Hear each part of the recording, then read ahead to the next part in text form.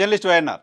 ఆంధ్రప్రదేశ్‌లో ఎన్నికల ఫలితాలు మరికొద్ది గంటల్లో రాబోతున్నాయి. మరికొద్ది గంటల్లో ఫలితాలు రాబోతున్న నేపథ్యంలో ఆంధ్రప్రదేశ్‌లో రాజకీయ పార్టీలు మాత్రం ధీమాని ప్రదర్శిస్తూ ఉన్నాయి. రాజకీయ పార్టీలకు ఎన్నికల ఫలితాల ముందు ధీమాని ప్రదర్శించడం కొత్త కాదు. అవి రెగ్యులర్‌గా, రొటీన్‌గా అటువంటి పని చేస్తూనే ఉంటాయి. కానీ రాజకీయ పార్టీలకు సంబంధించిన నేతలకు, ముఖ్య నాయకులకు పార్టీ విజయావకాశాలేంటి, పార్టీ విజయం సాధిస్తుందా లేదా అనే దానిపైన ఖచ్చితంగా ఒక అభిప్రాయం ఉంటుంది. బట్ ఆంధ్రప్రదేశ్‌లో ప్రస్తుతం ఉన్న పరిస్థితి చూస్తే, ప్రస్తుతం పార్టీలు ప్రదర్శిస్తున్న వైఖరిని చూస్తే గెలుపు పైన 2 పార్టీలు ఖచ్చితంగా ధీమాగా ఉన్నాయి అనే విషయం అర్థమవుతోంది. ఈ నేపథ్యంలో అసలు 2 పార్టీలకు సంబంధించి గెలుపు అంచనాలేంటో ఒకసారి చూద్దాం.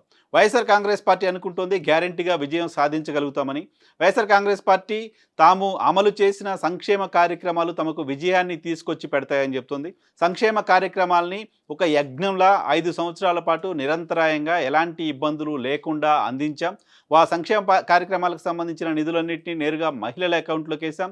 కరోనా లాంటి సమయంలో కూడా ఎక్కడా వాటికి ఇబ్బంది లేకుండా సంక్షేమ కార్యక్రమాల్ని అమలు చేస్తూ వచ్చాం. డీబీటీ ద్వారా నేరుగా బెనిఫిట్ చేశాము. మహిళల అకౌంట్లోకి డబ్బులు వేసాం కాబట్టి మహిళలు వన్ సైడెడ్గా వైఎస్ఆర్ కాంగ్రెస్ పార్టీ వైపు నిలబడ్డారు అనేది వైసీపీ నమ్ముతున్నమాట.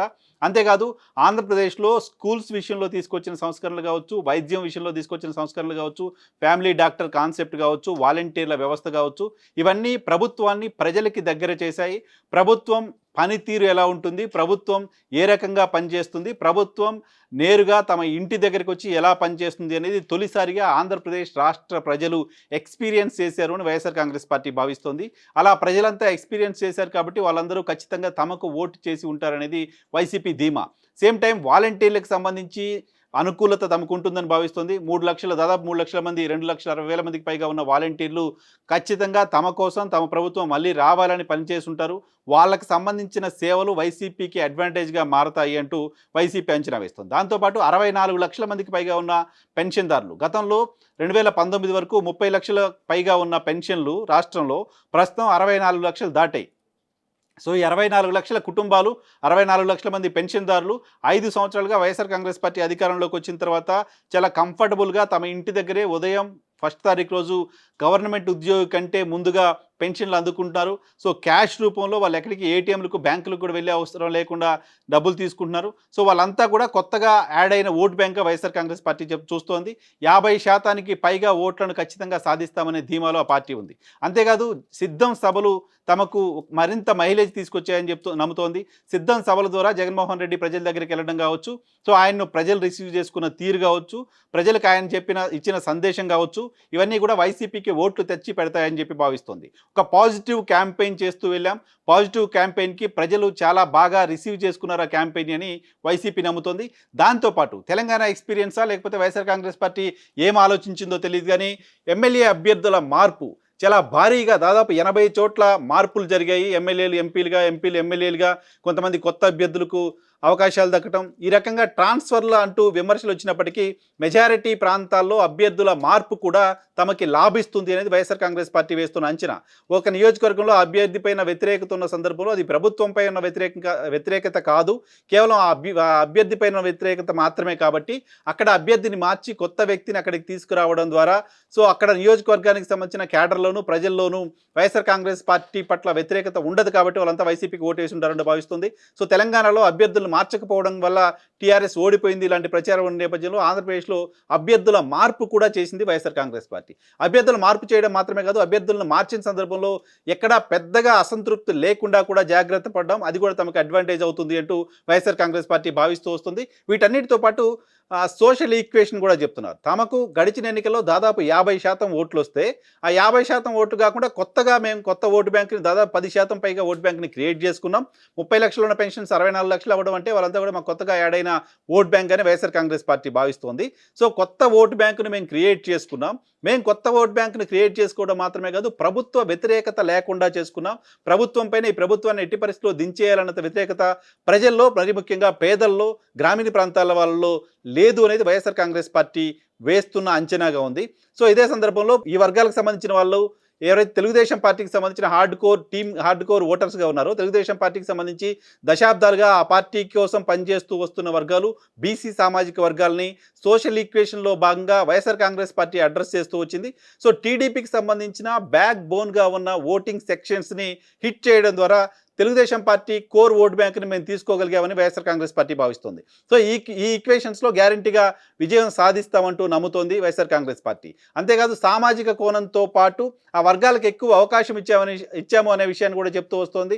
సో మొత్తం 200 స్థానాలకు అభ్యర్థులు పోటీ చేస్తే 25 ఎంపీలు 175 ఎమ్మెల్యేలు, ఇందులో 50% స్థానాలను ఎస్సీ ఎస్టీ బీసీ మైనారిటీలకు మేము ఇచ్చామంటూ వైసీపీ చెప్తుంది. వీటన్నిటితో పాటు ముఖ్యమంత్రి జగన్మోహన్ రెడ్డి చెప్పిన మాట, నా వల్ల మంచి జరిగితే మాత్రమే మీకు ఓటేయండి, నా వల్ల మంచి జరగకపోతే నన్ను ఆశీర్వదించాల్సిన అవసరం లేదు అంటూ చేసిన క్యాంపెయిన్ కూడా ప్రజల్ని, ప్రధానంగా ప్రభుత్వం వైపు నుంచి బెనిఫిట్స్ తీసుకుంటున్న వాళ్ళందరినీ ఆలోచనలో పడేసింది. వాళ్ళంతా ఖచ్చితంగా వైఎస్ఆర్ కాంగ్రెస్ పార్టీకి ఓటు వేసి ఉంటారు అనేది వైసీపీ చెప్తున్నమాట. సేమ్ టైం పోల్ మేనేజ్మెంట్లో కూడా చాలా బ్రహ్మాండంగా పోల్ మేనేజ్మెంట్ చేశాము అనేది ఇంటర్నల్గా వైఎస్ఆర్ కాంగ్రెస్ పార్టీకి సంబంధించిన నాయకులు వేస్తున్న అంచనా. దీనిలో భాగంగా గెలుపుకు సంబంధించి గ్యారంటీగా విజయం సాధించబోతున్నాం, గడిచిన ఎన్నికల్లో వచ్చిన స్థానాల కంటే ఎక్కువ సాధిస్తామనే ధీమా కూడా వైఎస్ఆర్ కాంగ్రెస్ పార్టీ నాయకులు కనపడుతుంది. సేమ్ టైం కూటమికి సంబంధించిన నేతలకు సంబంధించిన ధీమా చూస్తే కూటమి నేతలు కూడా అదే స్థాయిలో ఏమాత్రం తగ్గకుండా గెలుపుకు సంబంధించిన ధీమాను వ్యక్తం చేస్తూ ఉన్నారు. సో తెలుగుదేశం పార్టీ చేసిన పోరాటాలు, తెలుగుదేశం పార్టీ అమరావతి ఇష్యూలో కావచ్చు, మిగతా ధరల పెరుగుదలకు సంబంధించిన ఇష్యూలో కావచ్చు, చేసిన పోరాటాలు కలిసి వస్తాయని చెప్పి భావిస్తోంది. ప్రధానంగా ఉద్యోగులు ప్రభుత్వం పైన తీవ్రమైన కోపంతో ఉండడం తమకు అడ్వాంటేజ్గా మారుతుంది అని చెప్పి భావిస్తూ వస్తుంది. గ్రామీణ ప్రాంతాల్లో వాలంటీర్ల కారణంగా గ్రామ పంచాయతీల్లో ఉండే ఉద్యోగులు, ఈవోలు వీళ్ళంతా కూడా వ్యతిరేకంగా ఉన్నారు. వాళ్ళంతా తాము ప్రభుత్వానికి వ్యతిరేకంగా ఓట్లు వేయడం మాత్రమే కాదు, చాలామంది ప్రజలు ప్రభుత్వానికి వ్యతిరేకంగా ఓటు వేసేలా ప్రేరేపించారు. తెలుగుదేశం పార్టీ కోసం, కూటమి విజయం కోసం వాళ్ళంతా కూడా పనిచేశారు అని తెలుగుదేశం పార్టీ భావిస్తూ వస్తుంది. వీటితో పాటు మద్యం సంబంధించిన విషయంలో, మద్యం ఆంధ్రప్రదేశ్లో క్వాలిటీ మద్యం లేకపోవడం, ఎప్పటి నుంచో అందుబాటులో ఉన్న బ్రాండ్స్ అక్కడ లేకుండా పోవడం, చాలా పెద్ద ఎత్తున మద్యం ధరలు పెంచడం, ఇవన్నీ కూడా వైఎస్ఆర్ కాంగ్రెస్ పార్టీకి డిసడ్వాంటేజ్గా ఉన్నాయి, కూటమికి ఇవన్నీ కూడా అడ్వాంటేజ్గా ఉన్నాయంటూ తెలుగుదేశం పార్టీకి సంబంధించిన నాయకులు లెక్కలేసుకుంటూ వస్తున్నారు. రోడ్లకు సంబంధించిన పరిస్థితి పైన కూడా వాళ్ళు ఆశలు పెట్టుకున్నారు. రోడ్లు బాగోలేకపోవడం, అభివృద్ధి అనే విషయాన్ని వైఎస్ఆర్ కాంగ్రెస్ పార్టీ పక్కన పెట్టింది ఇలాంటి ప్రచారం వీళ్ళు చేయడం కూడా కలిసి వస్తుందని చెప్తున్నారు. కొత్తగా ఆంధ్రప్రదేశ్కి ఏం తీసుకొచ్చారు, ఏం తీసుకురాలేదు, ఎటువంటి కంపెనీలు తీసుకురాలేదు లాంటి ప్రచారం తెలుగుదేశం పార్టీ బలంగా చేసింది. ఈ ప్రచారం తమకు కలిసి వస్తుంది అంటూ తెలుగుదేశం పార్టీ భావిస్తోంది.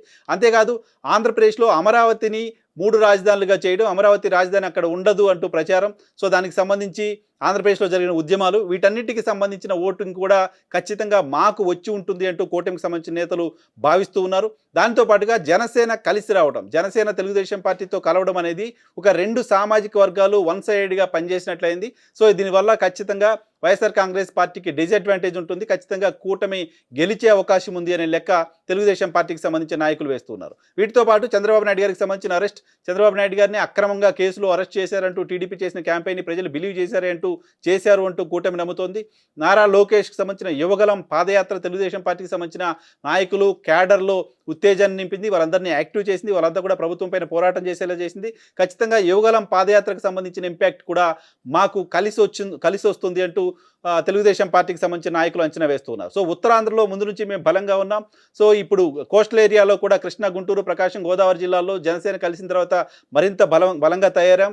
రాయలసీమ ప్రాంతంలో కూడా గతంలో కంటే మెజారిటీ సీట్లు సాధించబోతున్నాం, కాబట్టి గ్యారంటీగా విజయం సాధిస్తామనే ధీమా తెలుగుదేశం పార్టీకి సంబంధించిన నాయకులు వ్యక్తం చేస్తూ ఉన్నారు. చివరిలో ఎలక్షన్ క్యాంపెయిన్కి సంబంధించి కూడా ల్యాండ్ టైటిలింగ్ యాక్ట్ని తెరపైకి తీసుకురావడం ద్వారా, ల్యాండ్ టైటిలింగ్ యాక్ట్ వస్తే మీ భూములు ఉండవు, మీ ఇళ్ళు మీ పేరుపైన ఉండవంటూ జరిగిన ప్రచారం, తెలుగుదేశం పార్టీ ల్యాండ్ టైటిలింగ్ ఇష్యూలో వైఎస్ఆర్ కాంగ్రెస్ పార్టీ పైన అటాక్ చేయడం కూడా ప్రజల్ని ఆకర్షించింది. ప్రజలు ఆ విషయాన్ని ఆలోచించారు. వైసీపీ మళ్ళీ గెలిస్తే మన భూములు మనకు ఉండవనే అంచనాకు ప్రజలు వచ్చారు. దానిలో భాగంగా వాళ్ళంతా కూడా కూటమి వైపు ఓటు వేశారు అంటూ తెలుగుదేశం పార్టీ బలంగా విశ్వసిస్తూ వస్తోంది. పెరిగిన ధరలు, చెత్త పన్ను, కరెంటు ఛార్జీల పెంపు, ఇవన్నీ కూడా తెలుగుదేశం పార్టీకి అడ్వాంటేజ్గా మారతాయి. ఇలాంటి చర్చ జరుగుతోంది. నిరుద్యోగానికి సంబంధించి కూడా వైసీపీ అధికారంలోకి వచ్చిన తర్వాత ప్రతి ఏటా జాబ్ క్యాలెండర్ వేస్తామని చెప్పారు, కానీ జాబ్ క్యాలెండర్ వేయలేదు. జాబ్ క్యాలెండర్ వేయని కారణంగా ఆంధ్రప్రదేశ్లో నిరుద్యోగుల సంఖ్య పెరిగింది. నిరుద్యోగులు ఆగ్రహంగా ఉన్నారు. వాళ్ళంతా కూడా కూటమికి ఓటేశారు అంటూ తెలుగుదేశం పార్టీ బిలీవ్ చేస్తుంది. వీటన్నిటితో పాటుగా పోలవరం పూర్తి చేస్తామంటూ ఒక డెడ్ లైన్ పెట్టుకున్నప్పటికీ ఆ డెడ్ లైన్ లోపు పోలవరం పూర్తి చేయలేదు. పోలవరం పూర్తి కాకపోవడానికి వైఎస్ఆర్ కాంగ్రెస్ పార్టీయే కారణం అంటూ తెలుగుదేశం పార్టీ క్యాంపెయిన్ చేస్తూ వచ్చింది. ఆంధ్రప్రదేశ్కి సంబంధించిన ప్రధానమైన సమస్యగా అది ఉంది కాబట్టి పోలవరం అంశం కూడా తమకు ఎన్నికల్లో ఓటు తెచ్చిపెడుతుందనే ఆలోచనలో తెలుగుదేశం పార్టీ ఉంది. వీటన్నిటితో పాటు భారతీయ జనతా పార్టీ కలిసి రావడం, భారతీయ జనతా పార్టీ కూటమిలో చేరడం కారణంగా భారతీయ జనతా పార్టీకి సంబంధించిన నాయకులు శ్రేణులు కూడా ఎంతో కొంత కూటమికి యాడ్ అయ్యారు. వాళ్ళంతా కూడా కలిసికట్టుగా పనిచేశారని భావిస్తోంది. సో కూటమికి సంబంధించి లుకలుకలు ఉంటాయి, సీట్ల సర్దుబాటు, మిగతా డిస్టర్బెన్స్ ఉంటాయంటూ బయట ప్రచారం జరిగినప్పటికీ అవేవీ లేకుండా ప్రాపర్గా సీట్ల సర్దుబాటు చేసుకున్నాం, ప్రాపర్గా అభ్యర్థులు ఎంపిక చేసుకున్నాం, ప్రాపర్గా కలిసి ప్రజల దగ్గరికి వెళ్ళగలిగాం, ప్రాపర్గా ఓట్ల ట్రాన్స్ఫర్ జరిగింది. కాబట్టి ఖచ్చితంగా విజయం మాదేననే ధీమా తెలుగుదేశం పార్టీకి సంబంధించిన నాయకులు కార్యకర్తలు కనపడుతోంది. భారతీయ జనతా పార్టీ తమతో ఉండడం కారణంగా ఎన్నికల రోజు కావచ్చు, ఎన్నికలకు ముందు కావచ్చు, అధికార పార్టీ అక్రమాలు చేయకుండా అడ్డుకోగలిగాం, అధికార పార్టీ దౌర్జన్యాలు చేయకుండా అడ్డుకోగలిగాం, అధికార పార్టీ అధికారులను కొంతమందిని తమ చేతిలో పెట్టుకుని తెలుగుదేశం పార్టీకి సంబంధించిన నాయకులు కార్యకర్తలను వేధించే కార్యక్రమం ఇంకోటో చేయకుండా అడ్డుకోగలిగాం. దానివల్ల ఎలక్షన్ ఫ్రీ అండ్ ఫెయిర్గా జరిగేలా మేము చూసుకోగలిగామనే ధీమా తెలుగుదేశం పార్టీ వ్యక్తం చేస్తోంది. దాంతోపాటుగా కొన్ని ప్రాంతాల్లో తెలుగుదేశం పార్టీకి సంబంధించిన క్యాడర్ బయటకు వచ్చి ఫైట్ చేయడం కావచ్చు, ఎన్నికల్లో చాలా యాక్టివ్గా పార్టిసిపేట్ చేయడం కావచ్చు, ఇవన్నీ కూడా మా విజయానికి సంబంధించిన సంకేతాలు అంటూ తెలుగుదేశం పార్టీ భావిస్తోంది. సో ఈ తాజాగా వచ్చిన ఎగ్జిట్ పోల్స్ కేంద్ర స్థాయిలో ఉన్న ఎగ్జిట్ పోల్స్ ఒక రకంగా, రాష్ట్ర స్థాయిలో ఉన్న ఎగ్జిట్ పోల్స్ మరో రకంగా రాష్ట్ర ఫలితాలని అంచనా వేసి ఉన్న నేపథ్యంలో కేంద్ర స్థాయిలో ఉన్న పోల్స్ అన్నీ తమకు అనుకూలంగా చెప్పాయి. ఆంధ్రప్రదేశ్లో ప్రజలు మళ్ళీ మాకు అధికారం ఇవ్వబోతున్నారు. వోకల్ సెక్షన్లో ప్రధానంగా ఇంకో ఇష్యూ మర్చిపోయిన ఇతర ప్రాంతాలకు సంబంధించి, ఇతర రాష్ట్రాలకు సంబంధించి, ఇతర దేశాల నుంచి కూడా కొంతమంది వచ్చి ఇక్కడికి తమకి ఓటు వేశారు. కాబట్టి వాళ్ళంతా ఖచ్చితంగా తమకే ఓటు వేసి ఉంటారని నమ్ముతున్నా. వాళ్ళంతా మాకు ఓటు వేయడం కోసం మాత్రమే ఇక్కడ వరకు వచ్చారని తెలుగుదేశం పార్టీ భావిస్తోంది. ఈ ఫ్యాక్టర్స్ అన్నీ కూడా తాము విజయం సాధించడానికి బలమైన ఫ్యాక్టర్స్గా తెలుగుదేశం పార్టీ భావిస్తోంది. సో రెండు ప్రధానమైన పార్టీలు కూడా విజయానికి సంబంధించి ధీమాగా ఉన్నాయి. విజయం సాధించడానికి సంబంధించిన కారణాలు ఆ పార్టీలు ఇప్పుడు నేను చెప్తున్న ఈ కారణాలన్నింటినీ బేస్ చేసుకొని చాలా ధీమాని వ్యక్తం చేస్తున్నాయి. ఈ ధీమా ఏ పార్టీకి సంబంధించిన ధీమా నిజమైనది, ఏ పార్టీకి సంబంధించిన ధీమా మేకపోతు గాంభీర్యం అనేది రేపు మధ్యాహ్నానికి క్లారిటీ వచ్చే అవకాశం ఉంది.